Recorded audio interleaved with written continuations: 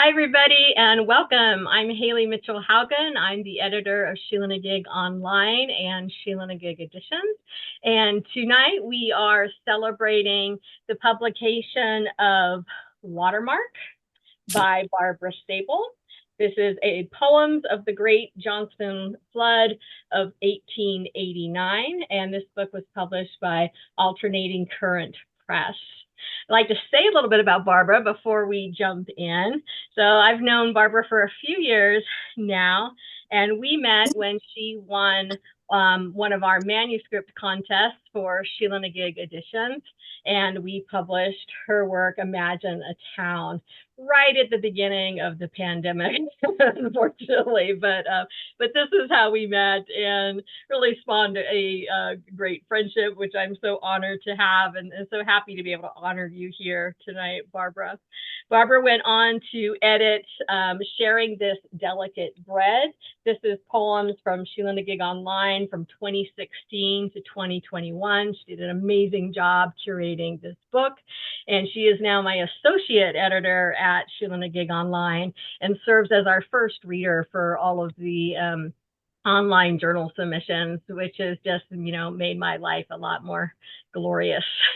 So thankful to have her friendship and her support with Sheila-Na-Gig Online. So what a better platform than to honor her other books here.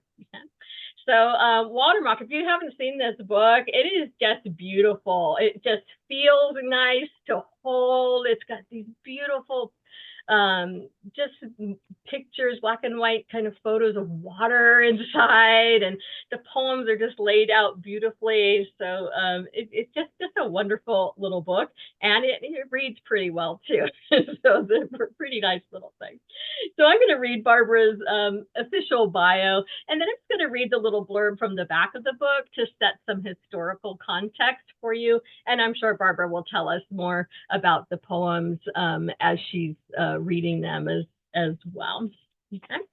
So officially, Barbara Sabol was raised in Pennsylvania coal and steel country, a place that strongly influenced both her values and her writing. She attended the University of Massachusetts and enjoyed a long career as a speech pathologist. Barbara has been writing poetry for more than 25 years and holds an MFA from Spalding University. Her fifth book, Connections, Core and All, Haiku, from Bird Dog Press in 2022, is part of a dual collection of short-form Japanese poems. Barbara won the Sheila-Na-Gig Editions Poetry Prize in 2019 for her book, Imagine a Town. And as I've said, she went on to become our associate editor at Sheila-Na-Gig Online, editing Sharing This Delicate Bread. Her awards include an Individual Excellence Award from the Ohio Arts Council and the Mary Jean Aryan Poetry Prize. She conducts poetry workshops through Literary Cleveland, and when not at her desk, Barbara's walking the trails of Cuyahoga Valley National Park or traveling the country in a restored camper van. She lives in Akron, Ohio with her husband and wonder dogs. For the blurb on the back of the book, just to give us some context here, even the blurbs look beautiful on this book. It's so pretty. A once-in-a-century storm coupled with a structurally fraught mountain lake in the rough steel and cold country of western Pennsylvania sets the stage for the Johnston Flood of 1889. Watermark is a lyric documentary of personae both real and imagined, voices of the unidentified flood victims, those coffined without a name, are drawn from the hand-scripted morgue book listing their features, clothing, and artifacts. Voices of other figures from the disaster, such as Clara Barton and railway engineer John Hess, also flesh out the larger narrative. In this collection of historically authentic and lyrically compelling poems, a chorus of voices, scullery maid, carpenter, drifter, telegrapher, brings the story of the Great Flood to life. And we're very excited to go into these poems with you, Barbara. So welcome, and thank you so much for honoring us here. Oh, well, thank you so much, Hayley. That was a very generous introduction. I really appreciate it. I'm so glad to be here and to be here with friends and all these wonderful Sheila-Na-Gig poets. So this is really a wonderful event for me. And Hayley pretty much introduced what the book is about. It's a docu-lyric about the Johnstown flood of 1889, which was an incredible event. It was the worst flood of the century in the United States. And there are many, many details because it's a very multi-layered narrative that goes into this, but I'll skip all of that and get into the poems. But as Hayley read, it's a book of persona poems and the voices mainly of the unidentified victims, of which there were almost 800. So I had the honor of having access to the morgue book, the original morgue book that detailed all of the people who were identified and those unidentified, listing things like facial features, clothing, what they had in their pockets, gender, if they could identify the gender, because there was so much damage to people. And I used those excerpts from those morgue entries to create some of my characters, some of my figures, based on the description. So they're kind of imagined people telling a reimagined story of the flood. The book has 4 sections, and each one begins with a poem by the poet speaker, moi, and then also a small poem in the voice of the water. And it begins in the year 1888, the year before the flood, and ends on the 50th anniversary of the flood. So I'll read a couple of poems from each section, starting with the first poem. The collection begins and ends at Grandview Cemetery in Johnstown, where there's a plot of unmarked stones, one for each of the unidentified victims. So, and it's called The Plot of the Unknown Drowned. So this is the cemetery where my family is also buried. And so I have a long history with this place. So when I would visit my family's grave sites, I always walked to the plot of the unknown drowned. And I was always very, very moved by it.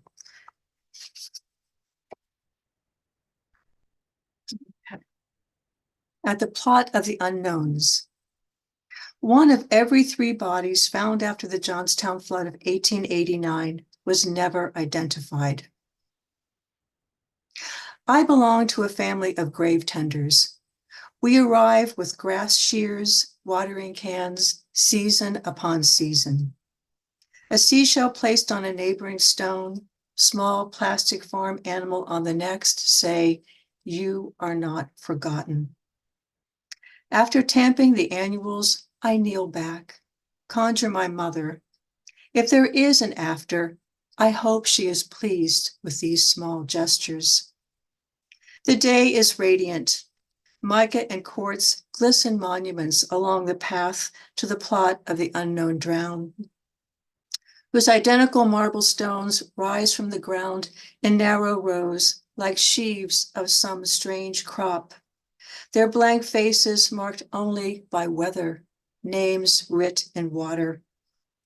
Dressmaker, scullery maid, drifter, carpenter, millwright, mother, the children whose dreams scatter in the grass, you are not forgotten. I lean my full weight on one stone, knowing in my own bones, there is a story here, and under the next and the next. The earth begins to warm, an elusive wood thrush flutes, crocuses open to the light.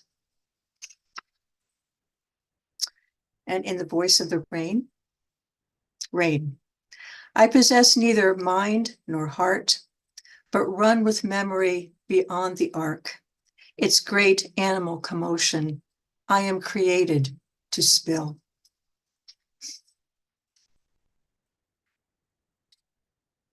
This is the Stargazer. And here is a morgue entry, or an excerpt. Male, age 14, light complexion, regular features, short gray knee breeches, large aquiline nose, blue eyes, fine, intelligent, and pleasing look, no shoes or stockings. The studs of Orion's belt, bright enough this clear, cold night to trace, connecting the stars from buckle to sword. The nebulae, midway down, a misty globe of young stars, right at the tip of my finger. At tonight's library lecture, the image of a 60-minute exposure, imagine, showed stars too faint to be seen from the earth. Light years away, the lecturer said, light years. In that moment, my chair lost its hold on the floorboards, everything in the hall blurred, and I felt lifted up and out of my own skin, spun like a human nebula. I can't even describe the feeling, but walking home, I was still a little wobbly, like that time I stole a couple swigs from Pop's bottle. Pop tells me to get my head out of the clouds, set my sights on the steel industry, building railroads, cities. The possibilities, he keeps saying, are endless. What ignites me could not be farther from what he goes on about. His life's given over to what's dug from the earth, iron ore and coal lodged beneath these mountains. But far up above the chimneys and smokestack fumes, whirling like chalk dust, are whole entire worlds we don't even know. Endless worlds. And from the next section, in the voice of the rain, wave. I meet myself as downpour, my return from the sky, hour after endless hour, over the mountain lake, as self amplifies self and plummets.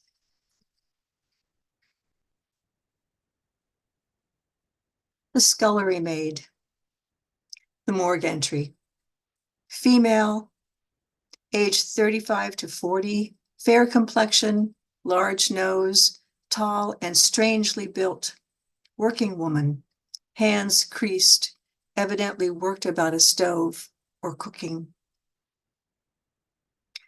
When sails appeared like seraphim on the mountain lake, gliding against the dark pine ridge, I let myself be lifted into that vision. In between basting and boiling, scouring and mopping, I'd lean against the back porch of the St. Charles Hotel and gaze up to the hills. Imagine myself as one of those fancy clubhouse ladies with starched petticoats, a smart bonnet trimmed with bows and flowers, a wide silk ribbon tied beneath my chin.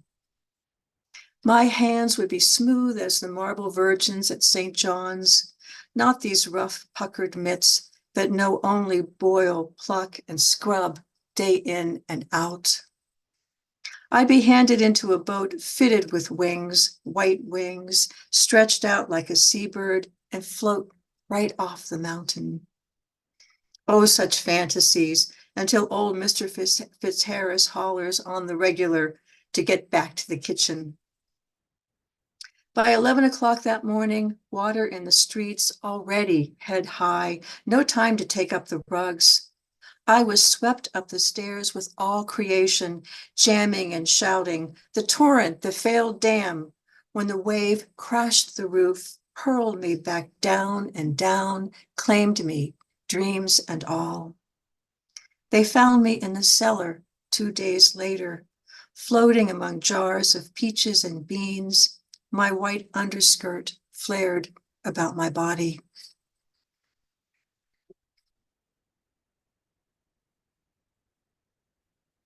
It's hard not to feel heartbroken about these figures. Yeah, it's really, and it's hard to even imagine the drama of this flood. If you can imagine this mountain lake that was a private lake and it was not well maintained, was 2 miles wide, 1 mile long, 60 feet deep. And when the dam broke, it was 20 million tons. 20 million tons of water that crashed across the dam and came into Johnstown like a wave, picking up everything in its path.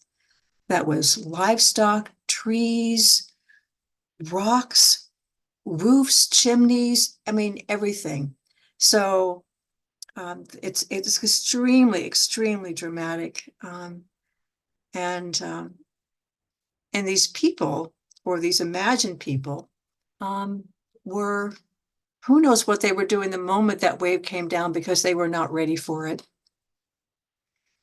The carpenter, the morgue entry, male, age 45, height 6 feet, very powerful man, sandy hair, bullet head, massive jaws. On his right arm was tattooed a ballet dancer with a tambourine in her hand, knees calloused as though he worked at measuring. Expression indicated Irish nativity. My life was hoist, measure, pound. Making houses sturdy as myself, houses for the big bugs along Washington Street, the jewelers and bankers. Nothing but the best for that breed. Braced framing, concrete slab, walls plumb as plumb is plumb. So much a body reveals. My roughed up knees read measure. Feet bare and pocked announced hobnail shoes. Those shoes swallowed up by the flux and filth. My jaw, square as a four-walled room. Beale figured it right. My hands were indeed a fighter's. Any man, hey, I could thump him flat as a thick shank nail. But this torrent, a royal of saw logs, brick, axles, cattle, swine, Christ almighty, the whole hillside come down upon us like all wrath. They found me wedged in a stone foundation of a house that I set right. For all my mass, I was no match for that water's brawn, its gnarled fist. And the next section, the voice of the rain, Carrie. Only so much I can collect before my body becomes reliquary. Crucifix, brick, trolley coin, serving spoon, old men, children, I gather all forged of tin or flesh in sheets of silt and ruin. This next poem is a found poem. It's a remix from a poet named Lizette Woodworth Reese, who was very popular at the time. I try to use any references to literature or music for late 18th century poets, writers, musicians, whatever it might be, and certainly fashion and culture for that time. So a lot of research went into this as well. So this is called Flood and Fire. It's a remix. Along the gray, spent sky whips an unchimneyed wind, whistling thick and rude. Town caught flame, the white riot of trees here, there. Unfamiliar now, the homeliest of things, a cup, a chair.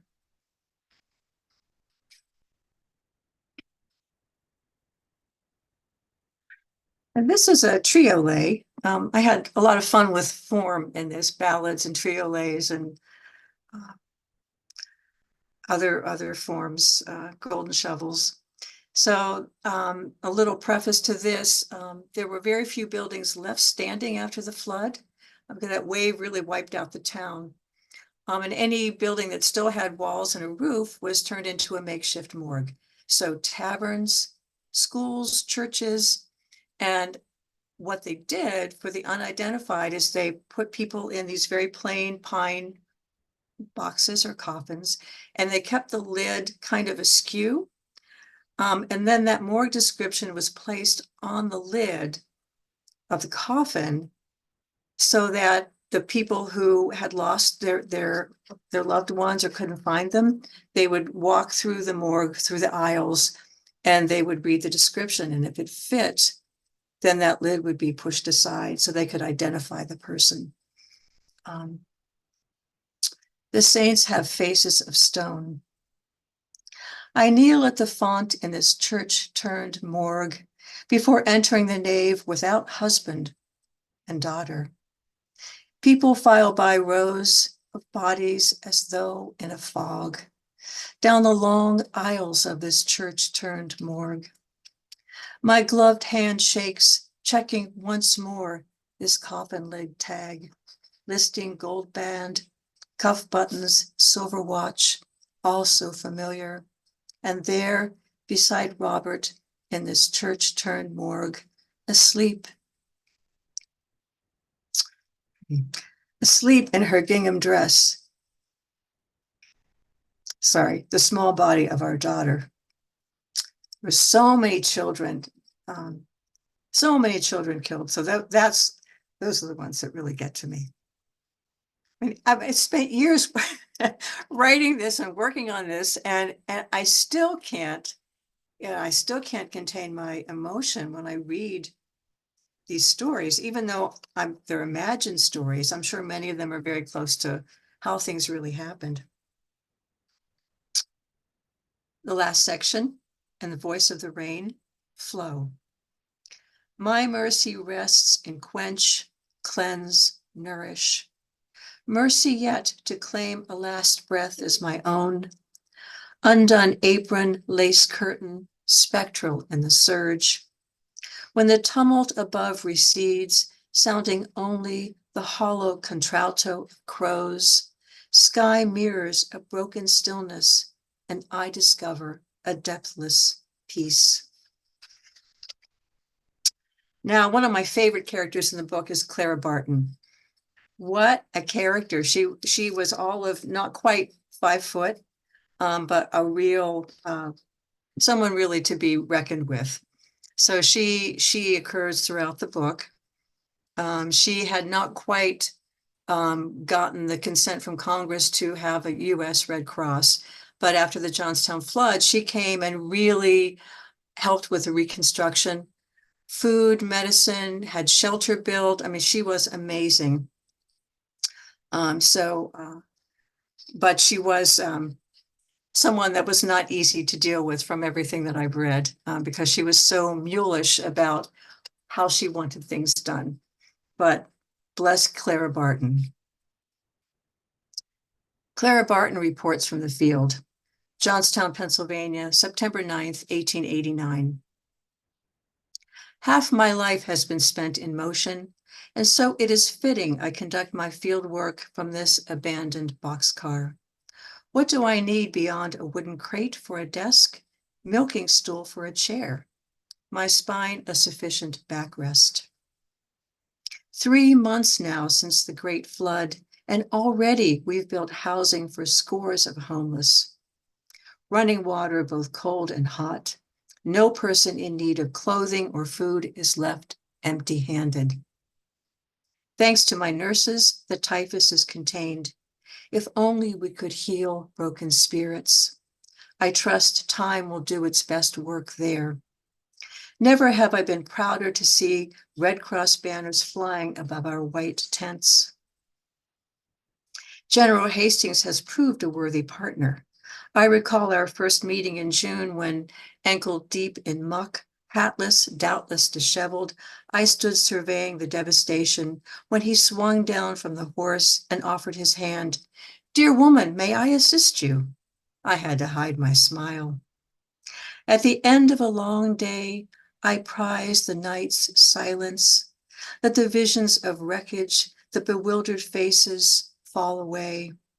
I stretch out on a cot narrow as myself and feel the fatigue in these old limbs, glad for clean bedding and a woolen blanket this rainy night.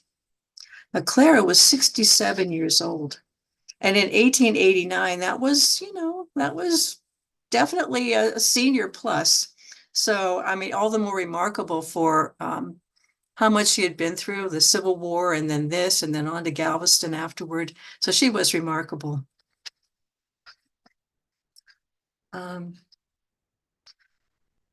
I skipped a poem that I had wanted to read. One of my main characters in the book is a telegrapher along the railway, and her name was Emma Ehrenfeld, a real person. Let me go back and read. This is the morning of the flood.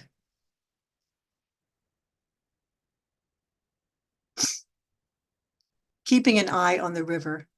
Emma Ehrenfeld, telegrapher, South Fork Depot, May 31st, 1889.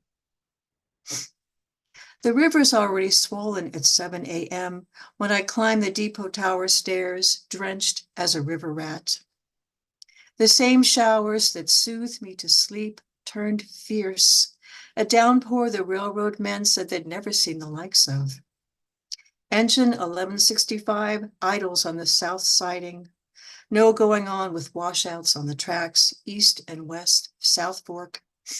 Conductor and his engineer pace in and out of my office, awaiting dispatch orders, watching the weather, the rising river, nearly out of its banks by noon. I tend to my sounder, anxious for a clear circuit, the familiar clicks, and keep the brewer on the flame, strong black coffee by the potful. Not one of us mentions the dam, its flaws, the likelihood of a breach, discourse enough, the drumming rain, the back and forth thumping of gum boots. She did survive. And the last poem I will read is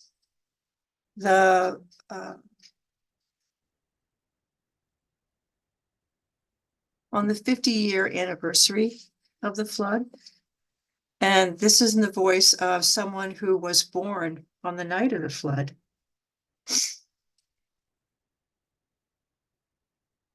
I washed into the world. I washed into the world on the sodden mattress that floated my pregnant mother into the second-story window of Alma Hall. In the pitch blackness of that shivering night, I am told the contractions came on full force, her screams of pain likely drowned out by the shouts and sobs of 200-some terrified and injured in that same room, by the wind's sharp howl, the incessant crash and splinter of buildings, bodies, God knows what, outside. Standing here now in front of Alma Hall, I gaze up to the second floor watermark, the elliptical arches like raised eyebrows, and conjure some primal memory of being delivered from one floating world into another by a doctor with 3 broken ribs while 18 feet of water sloshed at the sill. I am told that the Presbyterian church steeple split the wave in 2, sending the wall of water to either side of the hall, sparing all but one of those sheltered inside. Over the years, I have pieced together what I've been told about the night of my birth, when a flood leveled the city of Johnstown, a patchwork of story and surmise. On my 50th birthday, I've returned to see the lanterns lit along the stone bridge, to visit the ground where my ancestral home folded into itself like an envelope. I have come to visit the plot of the unknown drown at Grandview Cemetery and run my hand along the arc of every blank stone. Thank you very much. Thank you. Thank you so much. Thank you, Barbara. So wonderful to hear these aloud. I want to ask you something that I think a lot of people might be thinking, and that is, how did you care for yourself as you wrote these poems, right? They're heavy. Oh, they're very heavy. I think the research helped me. I think the research anchored me emotionally, and I spent a lot of time in Johnstown at the Flood Museum and doing interviews and visiting the path of the flood, and I was really grounded in the history and the details of it. But yeah, reading that morgue book, I had to read it with, gloves on my hand and a national park person standing there supervising me. And I was turning the pages, and it's this beautiful, it's an old ledger book, and it's in this beautiful cursive script. And I remember the tears just coming when I first read that and thought, I've got to write this book. I've got to write this book. So that was really moving. And I mean, even now, after I've done a couple readings and I've, worked on these poems for so long, it's still heartbreaking because it makes us think of all the other disasters where people are suffering. Yeah. I think it's a great example of how books find us, right? Our topics find us. Right. And you were the perfect vehicle for this. So thank you so much for sharing. And what a wonderful tribute to all those people. Thank you so much. All right. Thank you, Barbara. We are going to move on to our Sheila-Na-Gig Editions authors, 15 writers who are going to share works from their books published by Sheila-Na-Gig Editions. So I just ask that you guys introduce yourself, tell us the title of your book, let us know where you're zooming in from so we get a sense of where you're at in the world. And those of you in the chat, continue to enjoy, and I will put up a link to our shopping page if you're interested in checking out people's books. So Bonnie Proudfoot's going to open us up. Thanks, Hayley. And boy, Barbara, that was wonderful. I'm so glad I own this book to savor those poems again. And it's just compelling right from the start all the way through. So well done, really. And thanks, Hayley, for having this fantastic reading. My Sheila-Na-Gig book is called Household Gods. It was my first longest chapbook of poetry. Came out in September of 2022. And I'll start out with reading one poem from this book, and then I'll read a poem. I'd like to read a poem from the newest version of Sheila-Na-Gig. Is that all right? I hope that's all right. Yeah. Okay, great. Thank you. This poem's called Once, and it makes reference to a couple of things. Superman, you probably all know who that is. And The Honeymooners, which is Ralph Cramden, right? And he was kind of a TV character in the late 1950s, early 1960s when I was a kiddo. So I grew up in Queens, New York, and this is called Once. Once upon a time, my mother told me a bad little boy took his little blanket off his little bed and tied it around his neck like Superman's cape, then walked to his window. Here she pointed at the window in my bedroom. He stood on the ledge and jumped out because he thought he was Superman and could fly to the moon. Ralph Cramden bunched up his fist and looked over the bridge of his nose at Alice. Just you wait till your father gets home, is what I heard. Not so much about me, but about my brother. The chipper little guy never quite seemed to fit, as if a smack could slap somebody straight or keep him from trying to protect his mother, which was not a bad thought. Tough luck. The fist will find you in every corner, the belt about to be taken off the pants. Grandma from across the street peering over her glasses. In Scrabble, R is 1 point, A is 1 point, G is 2 points, and E is 1 point. It's only a 5-point word, so small, but it fits in everywhere on the board, can be attached so easily to the other words. Maybe what I want to say is that the moon seems so serene and beautiful when you look at it from far away, but who knows? It might have an apartment with a kid looking back out at me, thinking she could fly. That's Once. And now I'll read another poem that takes place in New York. You would think maybe I live in New York, writing about New York like this, but I'm here in Athens, Ohio. I just grew up in New York.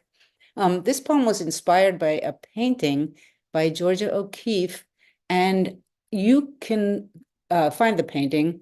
The painting is called Sunspots on the Shelton, and the Georgia O'Keeffe lived in the Shelton Hotel in New York City and painted, people don't realize that, but she painted buildings in New York City. She painted this in 1926. And there's a quote from Georgia O'Keeffe that starts the poem. You wouldn't always see it that way, but I just happened to see it with a bite out of it. Georgia O'Keeffe, New York City, 1926, and the poem's called Coping with Awe. There are moments in the city when buildings part to let the light come through. This can happen, say, on a winter's afternoon just before sunset, when the sun slants eastward from the river and blazes in the glass and steel.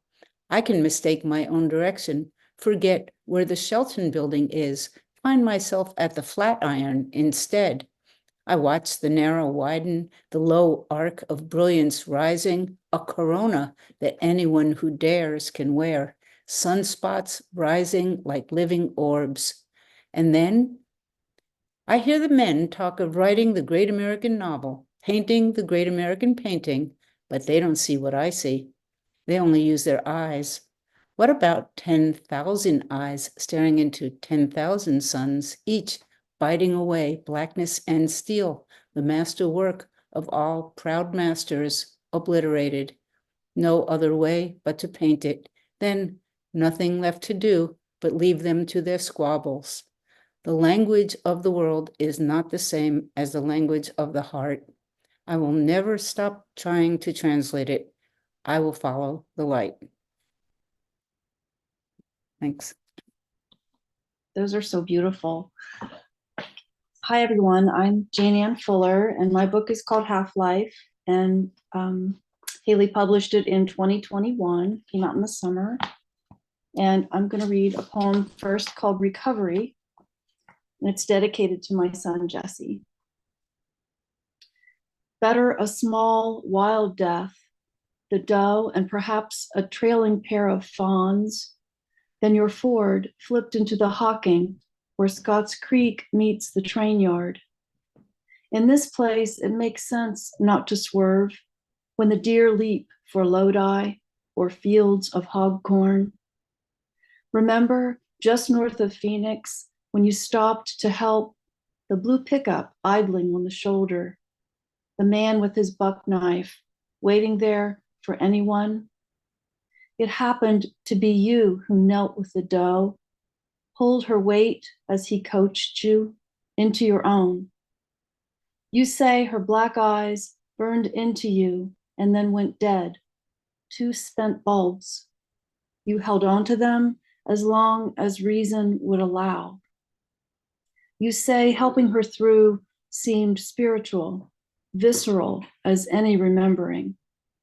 Now that you felt in her weight the absence of expectation, what it is to stop wanting. And let's see. The second one I'm going to read is called Locutions, and that is a word that means words from the supernatural that enter the mind spontaneously, translated into your own language and offering heavenly consolation. These crows wake me every morning in July, and in August, neighbors' little dogs yap as if tethered to old women in a queue. Dusk becomes the death whose spirit clings. Tree frogs surge. Hurry now, come here. When you left, dishes piled, a fleet of warships in the sink, the furnace filter going gray, I sat in the bamboo beneath remarkable stars. I should tell you, in this half-life other world, rain falls into September, much of it lost to puddles on the lawn. Why you cannot hear me in this quiet blunder. You are with the words I did not choose. Forgive me, I chose wrong. Beautiful. Thank you so much, Jane. Jane Ann. So I'm Jonie McIntire. I'm in Toledo, Ohio, and this is my little baby that Hayley delightfully reprinted. It originally came out from Red Flag Poetry in 2021, but it was a limited run, and she helped with edits and just made it beautiful. And so I'm very thankful it came out in 2022. And I just have two kind of shorter ones. The first one is feeder fish. Waiting for the man at the pet store to pour crickets into a plastic bag for an albino leopard gecko, hungry at home. A boy watches goldfish swimming their circles. As shoppers wander the pet store, some rushing to work or home, some staring slow and mindless at ferrets, bottom feeders, bearded dragons, and a cockatiel who will not stop talking. The feeder fish in the tank are not all the orange of goldfish. Some are all white or dark face, dark tail. The boy watches a few he thinks are prettiest, the way their fins fan out like smoke or morning clouds.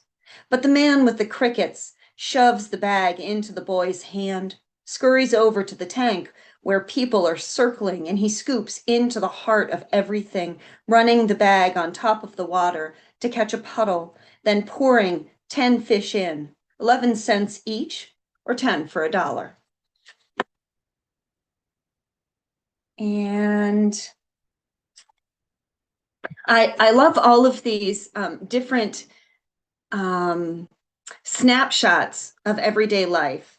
You know, a lot of these, not only what Barbara wrote, but also what Jane Ann and Bonnie shared, these just beautiful storytelling within poetry. I love that poetry has that ability. So here's my Easter Sunday poem. Easter Sunday for Cynics. And yes, it's a COVID poem, but everything's a COVID poem. So Easter Sunday for Cynics.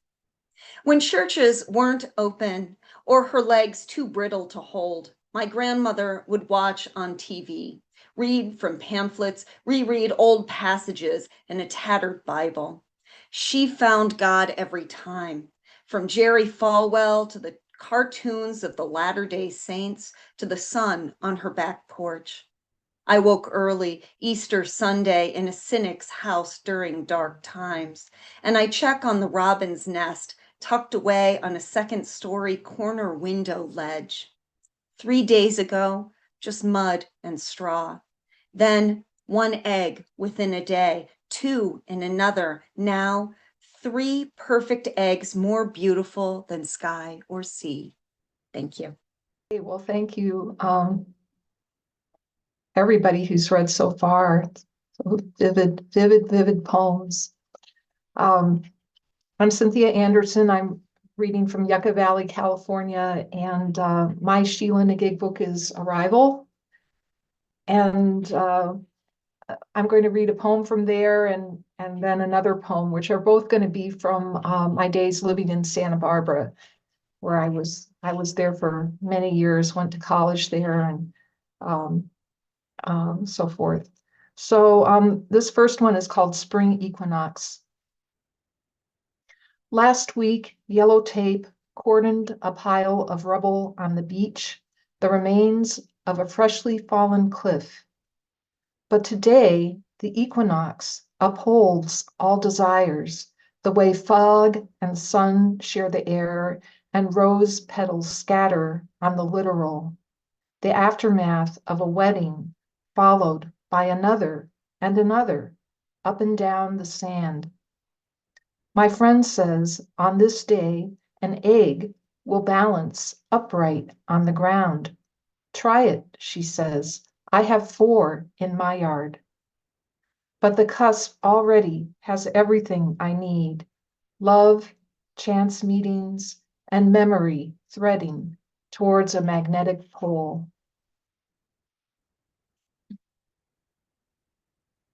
And this next one is called, it's from the current Sheila-Na-Gig, The Flight of a Hummingbird. We found her mid-morning inside the garage, bobbing from rafter to rafter, back and forth. Baffled, we stood and watched her, saying, "The doors are wide open. Go back to the life you know, the scarlet salvias you love." Late afternoon, past the limit of survival, she dropped to the floor, beak pointing skyward, already half in the afterlife.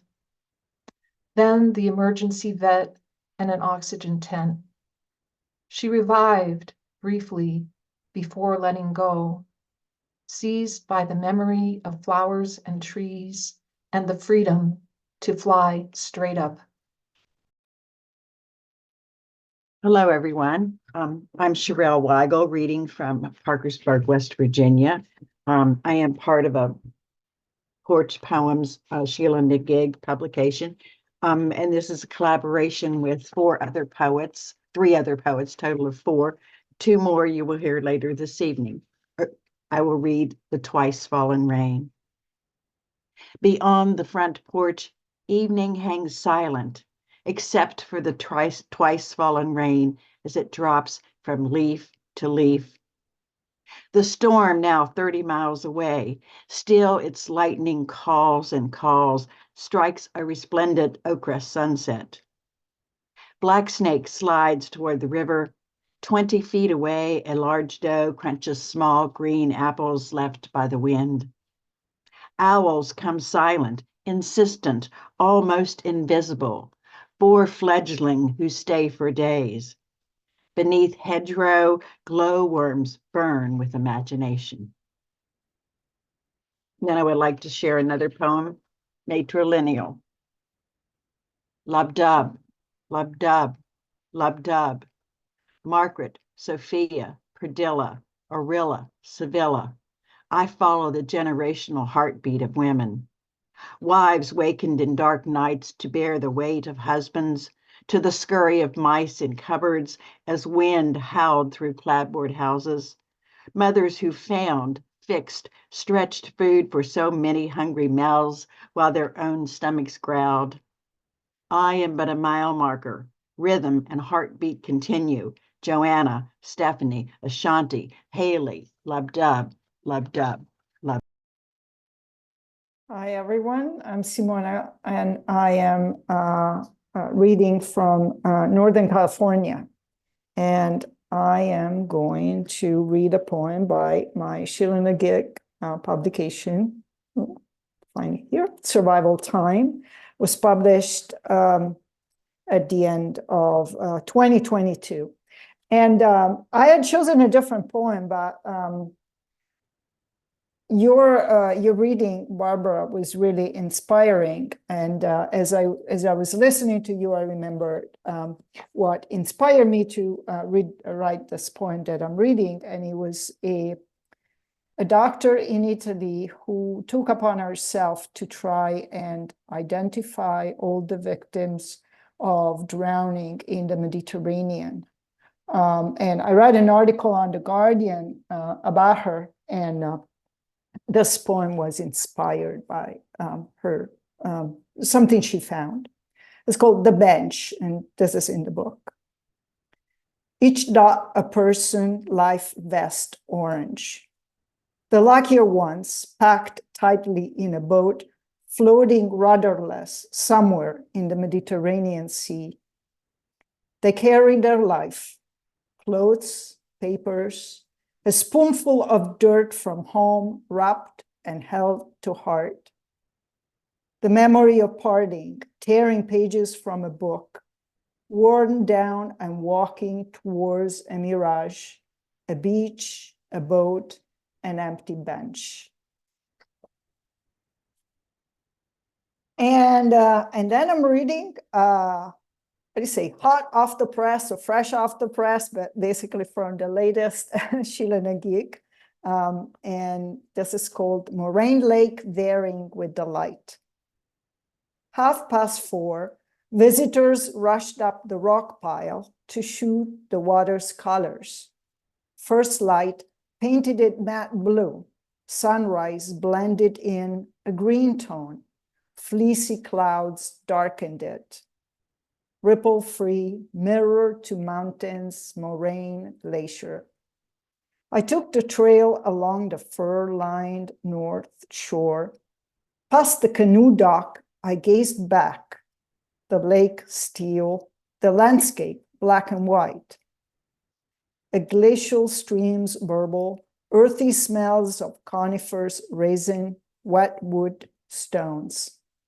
Later, I climbed a rock pile too, captured a scene of liquid gemstone and wooden columns, spruce. Turquoise steel. Against the pressure to choose, I balanced on a ledge, holding both views. I've enjoyed everyone's poems so much. My name's Jessica. I'm coming reading from Washington State. But I'm going to read two poems that are about the same Oakland, California backyard. The first one, Hayley published, I think back in 2016, in an online version, and it appeared in my first poetry collection. It's called Privet. You hate the tree the neighbors allowed to grow wild between the houses. Thin and spindly, barely a tree at all, it unfurls its scraggly umbrella to whisk both roofs. Lazy, deciduous, it drops pollen, leaves, fat handfuls of blackberries, seedlings sprouting, green terrors latching into the wet earth, ready to burst into rows of scraggly hedges. Your neighbors are bad gardeners. They water late at night, sprinklers shuddering, and refuse to share fence repairs. Your own gardener does not pay attention to the berry bunches clumped in the agapanthus, rhododendrons, persimmon. Every spring morning you scurry and sweep, pull and pluck, cursing under your breath. Today, though, through an upstairs window, a swoosh and flurry, the privet bends and shivers, heavy with more than its own dark fruit. On every branch, a glimmer of soft, pale brown, yellow, slash of black masked eye, red-tipped wing. A flock of ravenous cedar waxwings rock the tree, swaying fat on the treetop, eating the berries, whirling with bird joy and ferocity at the sudden bounty. You crouch at the sill, hand to mouth, blood whirring like the birds who hate no one, no thing. And the second one I'm going to read is from my collection, Grimm Honey, published in 2021 by Hayley. And this is the same. I feel like I was just standing at a window writing about my backyard for a very long time. This one's called How Astonishing. Nuthatch, a pitchfork in my mouth. Outdoors, saw, sawzall, chainsaw, weed whacker, hell. We call nuthatches meeps because they meep, a sound brighter than the racket. The air smells like possibility. Still morning, hope. You down there, the nuthatch calls, fucking pay attention. Meanwhile, meep. Polar bears swim to dry, savage land. No snow, no prey.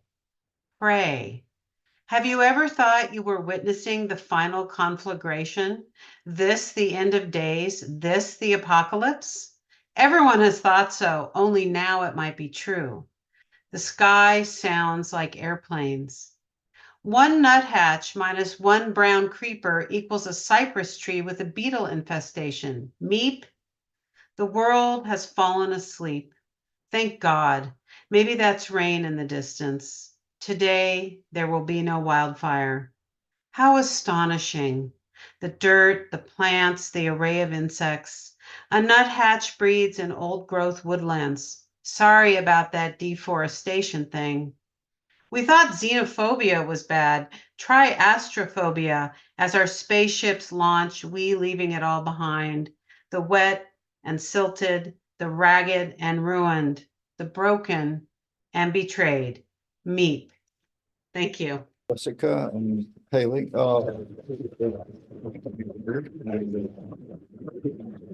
Poems from the community and then Barbara Sabol that wonderful achievement. My first poem, Writing with the Diaspora, which Hayley Haugen published in 2022. Medical students do something they call bones, memorizing the 206 bones of the adult human body. Doing so doesn't make you a doctor, but you can't be a doctor without it. I liked the concept, so I wrote a poem, learning the bones. That was the summer I packed poetry in a box and wrote obits, hundreds, from little towns like Neosho, Veneta, and Siloam Springs. I left Pound, Virgil, and the New Criticism arguing in the dark in a friend's basement and wrote plain words about plain lives in a sunlit second-story newsroom full of desks, ashtrays, and phones. The dead had life stories, idiosyncratic names, survivors who cared. No poem I've written before or since has mattered as much. I'd stay up late, poring over the day's work, accuracy, spelling, grammar, brevity. That was the summer I learned the bones. And I forgot to tell you, I'm from Urbana, Illinois, Illinois Grand Prairie. Here's a more recent poem, and it came out just a few days ago in Rachel Barton's Willowa Journal. Just one more. It's an old crabapple, not pruned for years, more thicket than tree. I cut dead and diseased limbs and branches, little shoots on the trunk. After an hour, I'm tired, but see just one more limb that beckons, healthy but crowded, going the wrong direction. I stand directly under it, sawing, wanting to get this done. When it breaks free, I have 1 second before it hits me to consider this is how soup is ruined. Relationships come apart. Wars start. Thank you. Our next reader is George Franklin. Thank you, John. Those were great. Thank you, Barbara. That was an amazing reading. Thank you. I'm down here in Miami, Florida, where it's just turned dark, and I'm going to read from 2 of my Sheila-Na-Gig books. One that came out in 2020, Noise of the World, to start off with. And I thought it might be fun tonight to read poems I don't usually read. These 2 are both rhyming poems. They're both about poets.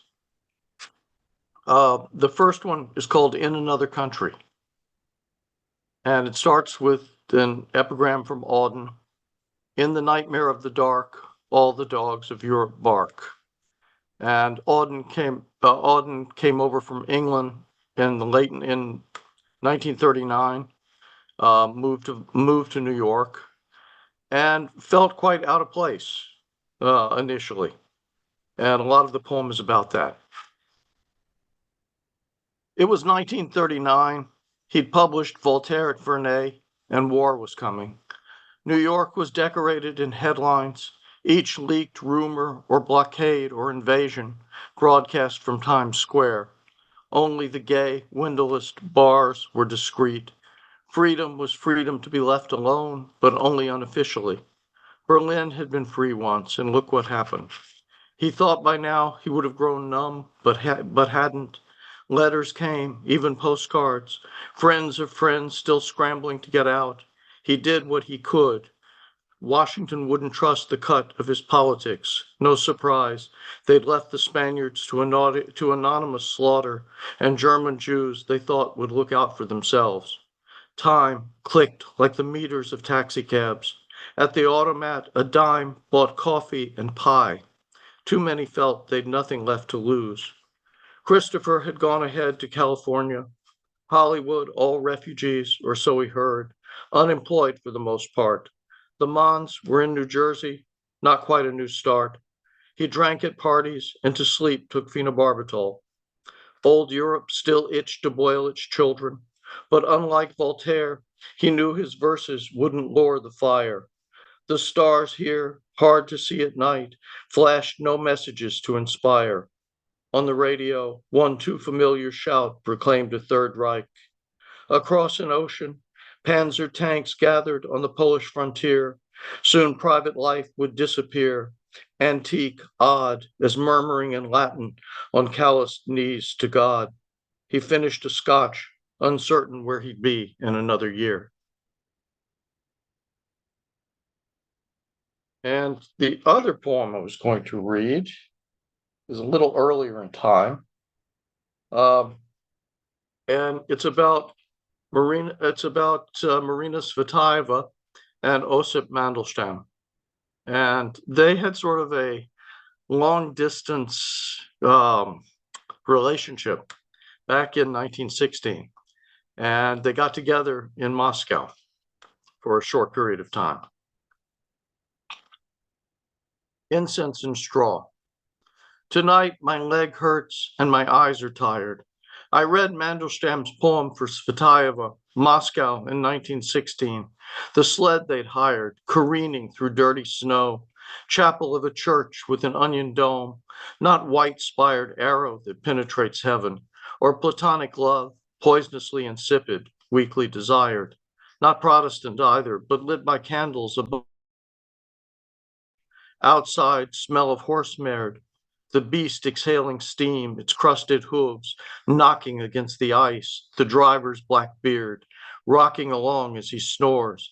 Inside, a dove's dry feather against her cheek, prayers unheard. The moon, like ripe garlic, breaks into cloves. Thank you. Wow, George, that was a powerful readings. Thanks for reading those. And Barb, your work was beautiful and powerful work as well. Thank you for sharing that with us. It's a pleasure to be here, and be a part of this exciting reading this evening. So thank you, Hayley, for setting it up. So I'll be reading two poems, one from my new Sheila-Na-Gig title, As We Cover Ourselves with Light. First poem is A Distant Hymn.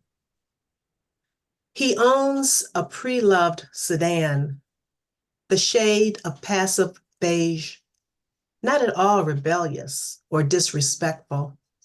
The four of us push open a dream, a distant hymn to buckle into. Our journey is a shifting map. On Sundays, the car sits in the drive, stores up empty praises, fills a collection plate of dim memory. I never heard a preacher's faux sermon given from the pulpit of a couch, nor mumbling words from keys he keeps in his pocket. The three of us march on, wearing the rain of broken umbrellas. Thank you. So the second poem, I haven't read this in a long time, and it's not in this book at all. It's posted on Jerry Jazz Musician, and I'll drop the link in the chat. I hear music in the kitchen. Naturally, his lyrics are cued a cappella. I'm home slips from his lips, sizzles like the taste of what I'm baking in the oven as he unwinds his day.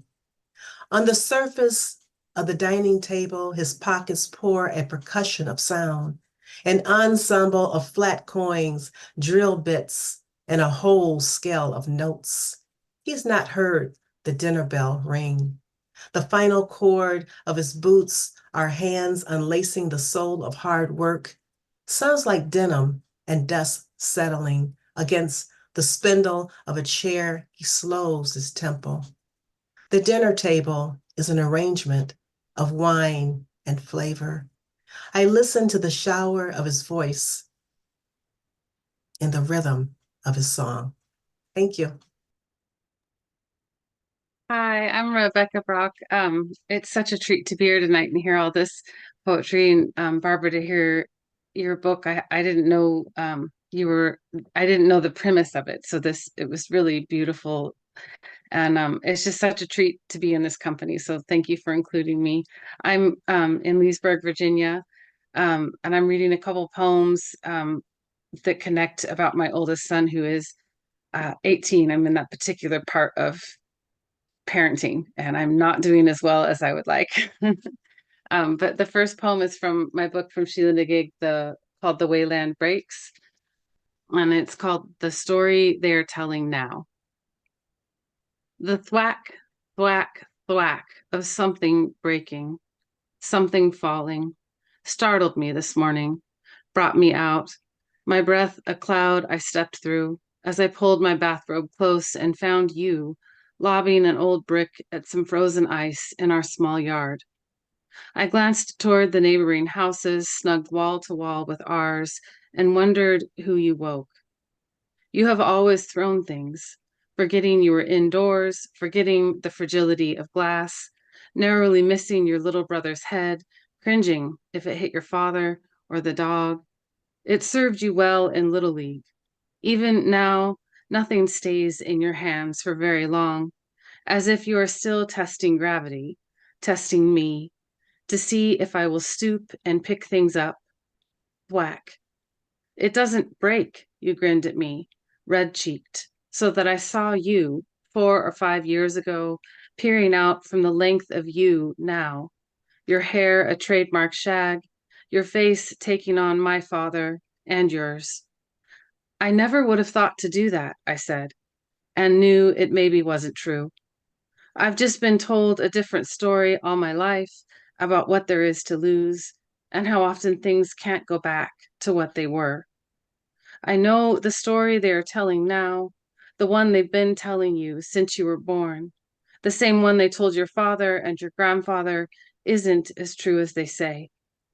You don't have to throw yourself against anything to see if you will break. I can tell you, you will. Lately, I can't seem to find a way to tell you I understand. It feels like flying and falling both. The world is always becoming, but it's also what it's always been, and it matters what you break. And this next one is a little bit newer. It's not in a collection, but it was published earlier this fall in Thrush. It's another poem about my oldest called At the Corn Maze I Wait. My body an old wound, always healing. I am used to waiting. My husband, my youngest son, go without looking back. My firstborn hesitates. For a moment he tends toward me, but yesterday he shouted like a man, I am a different person than you. And I said, looking up at him like a fool, I know that, I know. A mother knows everything, and then nothing.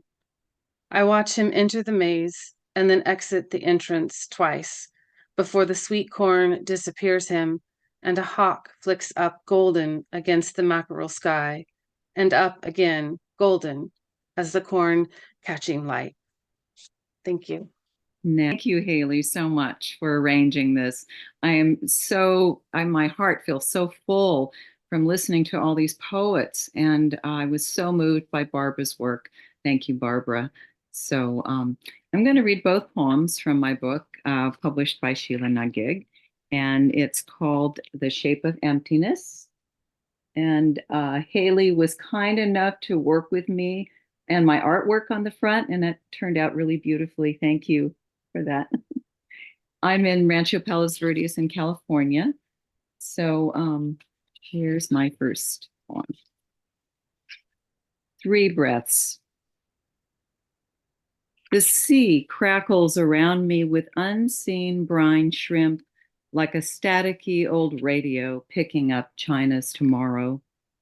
Sound travels farther underwater. Memory glides amphibious. My husband calls out, "Turtle, sea turtle." And when I swim toward him, the beast surfaces close by, one left eye watchful of my two. I float among algae boas, while the turtle draws breath and descends with the same elegance expressed by an equation, curving between grace and the beauty of necessity. The flippers that are wings, the carapace that sinks like a dark hunchback moon. My husband and my daughter plunge slowly down behind the turtle into the teeming water of their lives. A weaker swimmer, I stay at the surface and admire all three dive through deepening blue thermocline like bodies slowly immersed in dye. The turtle swivels, coasts beneath a coral lip of darkness. In our blood, we hold the same share of salt to water. Not a day passes without fear I will lose them or myself. When they rise on the last breath, they return to me from the ultramarine sleep of all that is lost. My husband exhales, says, "Did you notice? The turtle take..." Then my daughter holds up 3 fingers, takes 3 breaths. And they laugh because they are one thought together. I, who did not count, think 1 breath to clear, 1 breath to take the measure of things, and 1 breath to carry down into the yielding lungs of the sea a bell of breath, a lantern of air. And now moving from ocean to mountain. This is the view from Takit's Peak. I want my ashes scattered here on the ridge between worlds. My daughter and I walk the familiar South Ridge Trail, peer through cloud break at the end of each switchback. We swing back and forth up the mountain, a mother-daughter pendulum, decide to go further than ever before. No one else on the path this New Year's Day. We ride out the breath of incoming storm. Inhale west, cedar, fir, and pine forest lifts and thrashes. Exhale east, high desert troughs blur with sand. We know the way between these two, up to icy granite, then across to the sheltering hollow my daughter calls a place of small spirits. She's 16 and I'm middle-aged. We don't know the way that now ascends a wild flank before us. This is the kind of grandmother mountain who chips at us as if we were chert and sharpens us to arrows. My daughter quickens, then waits, but I say, "Go on without me. I can't keep up. I'm always decades behind." 2 switchbacks, and she's gone. People have fallen from this mountain. I plod and stare down at precise gravel, beetles edified by cold, fleet marks of others on the path. A sudden lightness arrives. Twisted limber pine stands firm in its crevice. Old, old tree flings rain on my face. I belong right here, crusted snow underfoot. At last, I see my daughter at the cloud-wrapped summit, cradled among boulders, like a damp seed about to split its husk. I climb up to meet her. Lookout tower behind us, arms around each other. We can't see a thing. Thank you. Thank you, Regina. And thank you, Barbara. That was a great reading. I'm reading from Philippi, West Virginia. And along with Sherrell, I'm in this book, Porch Poets, or Porch Poems, I guess we call ourselves the Porch Poets. And this is called Poetry Before Breakfast. In that wavery time after waking, before the ordinary day begins, I write. My good dog, who smells like the woods, lies on his yellow-gray back, stretching impossibly long as I scratch his belly. For warm-up, I read a Steve Scaffidi's poem, The Egg Suckers, then Jeff Gundy's astonishing details of the universe. While I write, Paul Simon sings me to Graceland, and my English breakfast tea with cream steams the morning.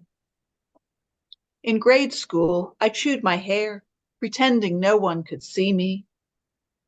The damp taste of fear has gone now, and my thoughts don't halt and stutter, but rise sure as the sun. A voice flows through me. Will you go further? This is not an accusation, not a direction. Yes, I answer. And thank you. And I'll read one more. This is from my book, What's in the Blood, and it's called Toil and Grace. And Barbara's reading about the flood just reminded me a little bit, just a little bit about this poem and about cleaning up after floods. Toil and Grace. Grandma said a lazy Mennonite doesn't understand his Bible, that praying can be done while working. Remnants remain, and my generation still believes, even while growing richer and moving to the cities.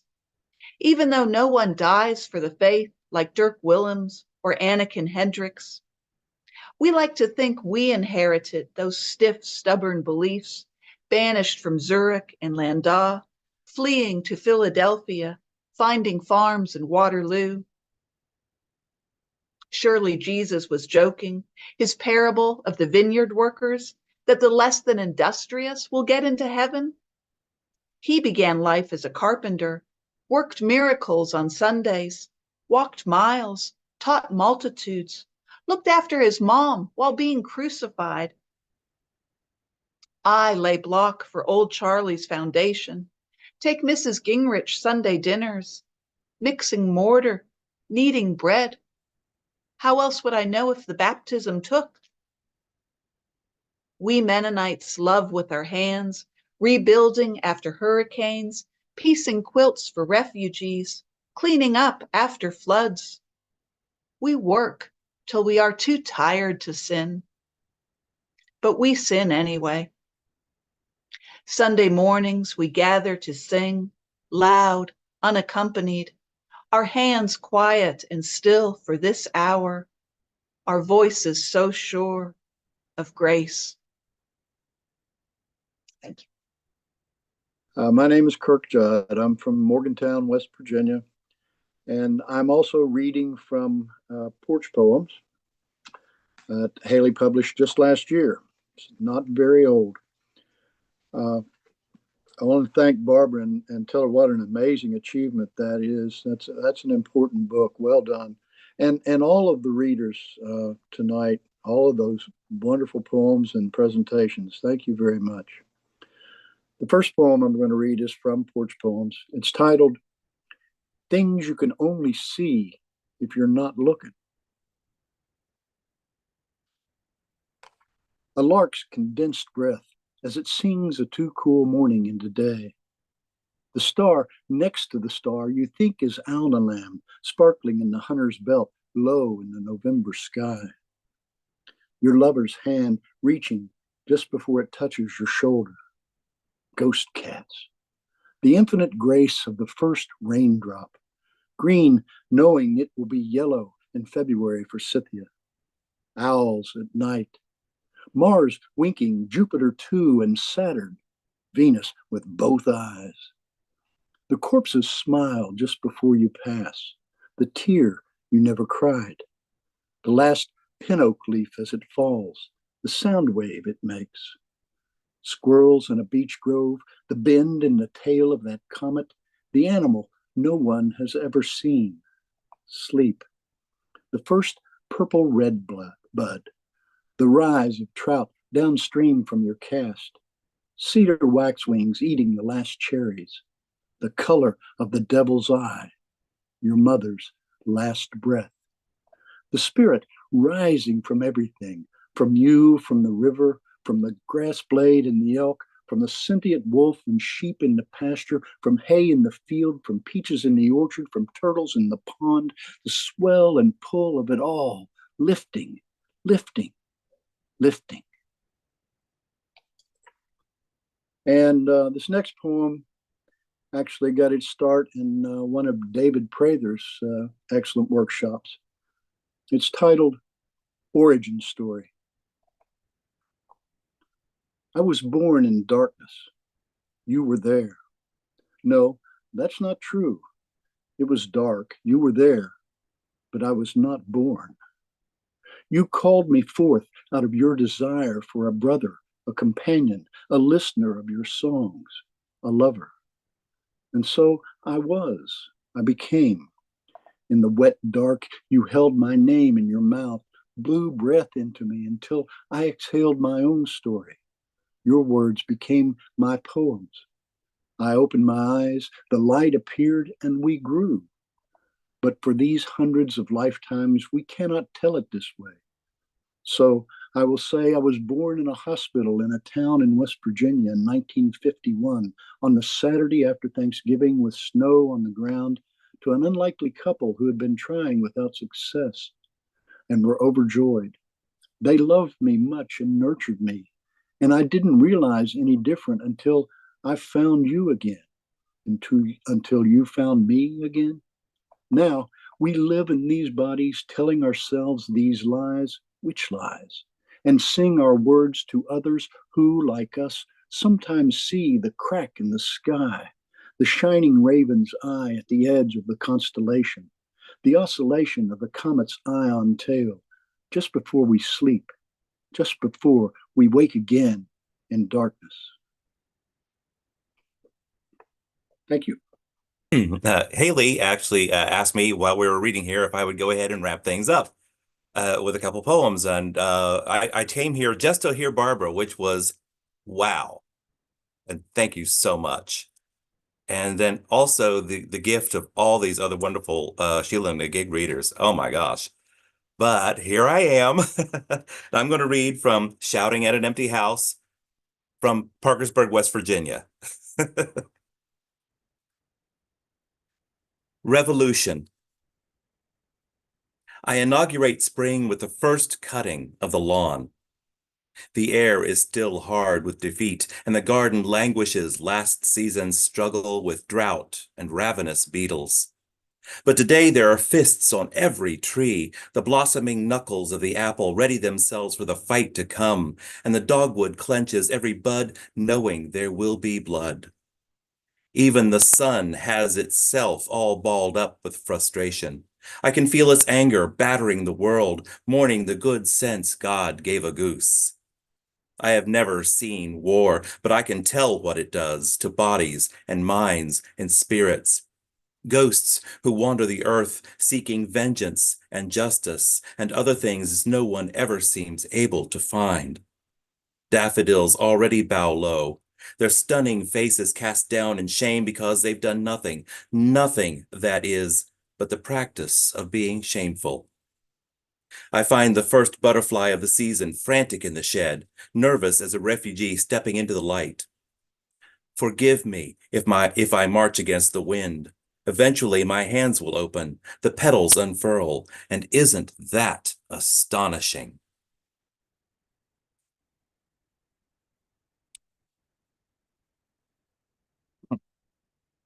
And I'll finish this up with resuscitation. I remember a white light, or rather warmth and lightheadedness, a dizzying height, a numbness touching me as though I wasn't there. I remember falling through clouds, a feeling of flying, but lost. Then you were kissing me, touching my chest, pressing down upon my heart. A cat sitting upon a sleeping child is said to be stealing breath.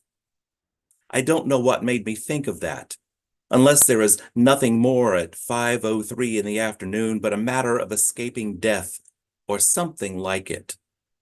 There's a ringing in my ears. I've been listening to cicadas rehearse their songs on a midsummer night, when changelings wander orchards and fields looking for souls free from their bodies to replace them in the living world. I worry I am not myself. Stand back. Give me room. Let me catch my breath. Thank you. Thank you, David.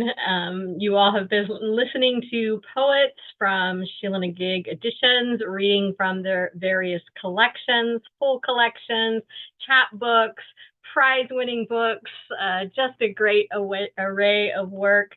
It's so wonderful to dip back into these collections and just to really see the arc of development since we started publishing. Regina O'Melveny was my second book, and she really took a chance on, a small press with me. I had no idea what I was doing, and she was there. And I think your work, Regina, really kind of set the bar for, the quality and the tone of the work that we see consistently throughout these other works. So very exciting with everybody in between, and ending with some of our most current collections with David Prather's and Sandra Rivers-Gill's chapbook, just really showing that we're still going and we're getting stronger, and just we're out there. So thank you so much for coming and celebrating each other, and also being here to support Barbara Sabol, reading from her new book, Watermark, just amazing, from Alternating Current Press. So I hope you guys will check that out. Thank you so much, everybody. And for our friends who joined in just to listen, thank you for coming and being our supporters.